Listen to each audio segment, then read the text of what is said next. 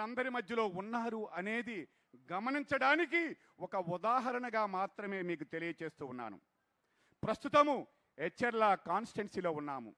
మరి స్థానిక శాసనసభ్యులు సేవా దృక్పథ మరి అదేవిధంగా పేద ప్రజలతో మమేకమై ఎచ్చెర్ల కాన్స్టిట్యున్సీలో అనునిత్యము పర్యటనలు జరిపి వారి అభివృద్ధికి మరి ఈరోజు పారిశ్రామిక ఓడగా అభివృద్ధి చెందుతూ ఉన్నది పైడి భీమవరం ఎచ్చెర్ల నియోజకవర్గం.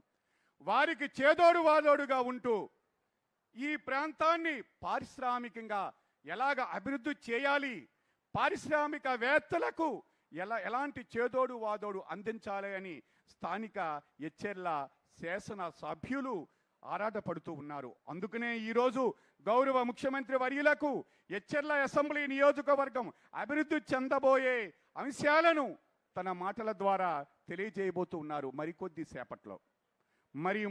మరొక ముఖ్యమైనటువంటి నేత చిన్న రైతు కుటుంబంలో పుట్టి పార్లమెంటులో ఒక అత్యున్నతమైనటువంటి పార్లమెంటు సభకి ఎన్నికైనటువంటి వారు ఇక్కడే ఎచ్చెర్లలో నియోజకవర్గం విజయనగరం పార్లమెంటు సభ్యులు కలిశెట్టి అప్పలనాయుడు గారు కూడా ఇక్కడి నుంచే చిన్న వయసుతో ఎంతో క్రమశిక్షణతో ఎదిగినటువంటి నేత. ఎందుకు చెప్తున్నాను అంటే పరిపాలించే పాలకులు సక్రమంగా ఉన్న రోజు మనము హాయిగా నిద్రపోవచ్చు, చక్కనైనటువంటి పాలన అందిస్తారు. వారు చేసే ఆలోచనలకి అనుగుణంగా మనం నడుచుకుంటే మనం అందరము కూడా ఆనందకరమైన సుఖకరమైనటువంటి జీవితం అనుభవిస్తాం. కానీ ముఖ్యమంత్రి వర్యుల తలక ఆలోచన ఏమిటంటే మనము, మన కుటుంబము, మన పిల్లలే కాదు తరువాత తరాలు వారు కూడా ఆనందంగా సుఖంగా ఉండాలి అంటే ఇప్పుడున్నటువంటి ప్రకృతిని, ఇప్పుడున్నటువంటి సహజ వనరులని వినియోగించుకొని పరిశ్రమలు అన్నింటినీ కూడా స్థాపించిన రోజు భావి తరాలలో చక్కగా అభివృద్ధి జరుగుతుంది అని ఊహించి ముందుగా ఆయన వాటిని గ్రహించి ఈరోజు తాను శ్రమించుతూ నిత్యము శ్రమించే విధముగా ఆదర్శంగా అందరికీ నిలుస్తూ ఉన్నారు.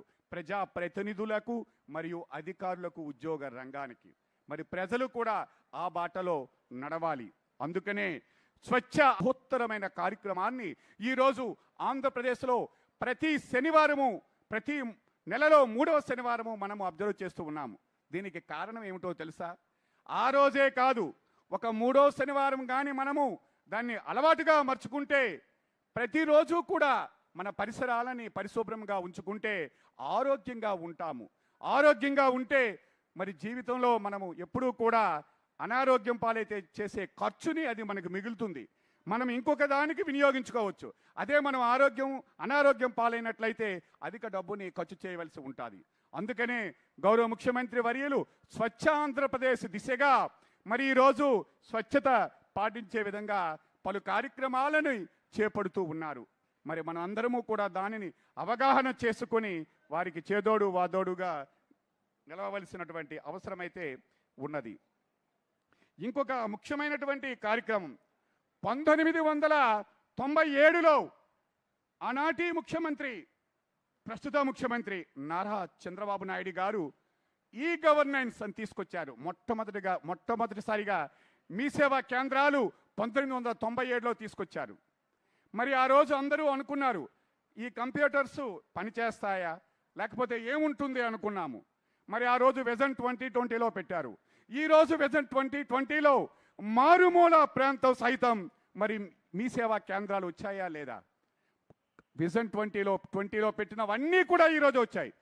అందుకనే గౌరవ ముఖ్యమంత్రి వర్యులు విజన్ 2047లో ప్రతి మారుమూల ఉన్నటువంటి వారు మండల కేంద్రాలకి వెళ్లకుండా గ్రామంలోనే మీ సేవ ద్వారా మీరు సేవలు పొందవచ్చు అనే పథకాన్ని ఆ రోజు ప్రవేశపెడితే ఈరోజు వాట్సాప్ గవర్నెన్స్ ద్వారా గౌరవ మంత్రివర్యులు ఐటీ శాఖ మంత్రులు నారా లోకేష్ గారు 250 సేవలను ఈరోజు వాట్సాప్ ద్వారా అందిస్తున్నారు. ఇది కదా సంక్షేమము, అభివృద్ధి, ప్రజల తాలూకా బాగోగులు చూసుకునే విధానం అంటే. ఈ విధంగా శరవేగంగా ఐటీ రంగంలో కూడా మనం అభివృద్ధి చెందుతూ ఉన్నాం. భోగాపురం ఎయిర్పోర్ట్ వచ్చినట్లయితే ఈరోజు చూసినట్లయితే వైజాగ్లో ఐటీ రంగం తప్పనిసరిగా అభివృద్ధి చెందుతుంది.